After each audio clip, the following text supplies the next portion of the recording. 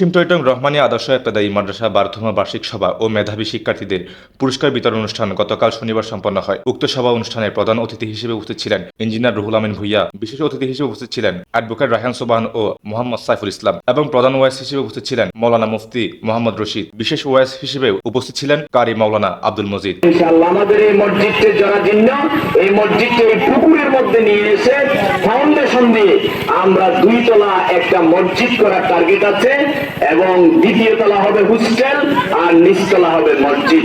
সেটা আমাদের পরিকল্পনা আছে। এই পুকুরটা ভরাট করে ফেলা হবে, ওই সামনের পুকুরটাকে আরো বড় করা হবে ইনশাআল্লাহ। তো আলহামদুলিল্লাহ আমরা আমাদের ক্ষুদ্র প্রচেষ্টা, ক্ষুদ্র ফান্ডের মধ্যে আমাদের শিক্ষক শিক্ষিকাদের আন্তরিকতা এবং ত্যাগ এবং ভালোবাসার মধ্য দিয়ে এই প্রতিষ্ঠানকে উত্তরোত্তর সাফল্যের দিকে নিয়ে যাওয়ার জন্য প্রচেষ্টা চালাচ্ছি। শিশির আজাদ, চট্টগ্রাম পোস্ট।